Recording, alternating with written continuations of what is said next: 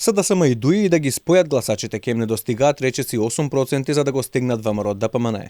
Ковачевски, Пендаровски и Ахмети заедно не можат да го стигнат огромниот степен на доверба што го ужива Мицковски меѓу граѓаните. А цели 71% од граѓаните сакаат да ја испратат оваа влада во пензија. Резултатите на анкетите стануваат се понемилосрдни кон власта. Такво е и последното истражување на јавното мислење кое го објави порталот МКДМК, а спроведено од агенцијата Market Vision. На прашањето дали има политичар на кој му верувате, а доколку има, кој е тој, рейтингот на лидерот на ВМРО ДПМН е недостижен за било кој друг, па така доверба во него имаат цели 25,1%. Зад него е Али Ахмети со 11,6%, пошто следи Максим Демитриевски со 8,9%, па Арбен Таравари со 7,9%, па дури тука е Стево Пендаровски со 7,3%, колку што има и Димитар Апасиев. Дури на седмо место е лидерот на СДСМ Димитар Ковачевски со доверба од 5,6%. И на директното прашање во кој политичар имате најголема доверба, повторно високо на врвот е Мицковски со 16,6%.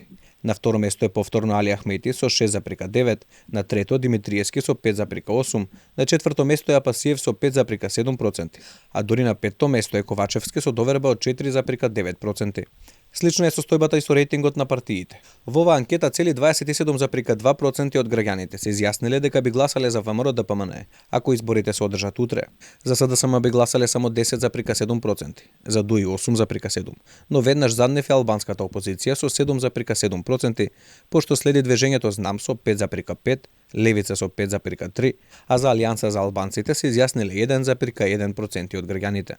Огромни 71,4% од анкетираните сметаат дека оваа влада не заслужува уште еден мандат. Високи 70% од анкетираните граѓани сметаат дека работите во Македонија се движат во погрешна насока, а дека владата неуспешно се справува со овие проблеми смета значајно мнозинство од 66,6% од испитаниците.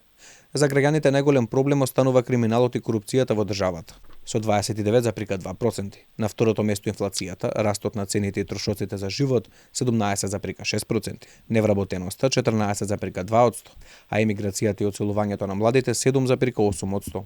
Анкетирањето било спроведено од 15 до 24 март со употреба на КТ метода. Телефонско анкетирање со помош на компјутер на примерок од 1200 испитаници, со статистичка грешка од 3% и интервална доверба од 99%.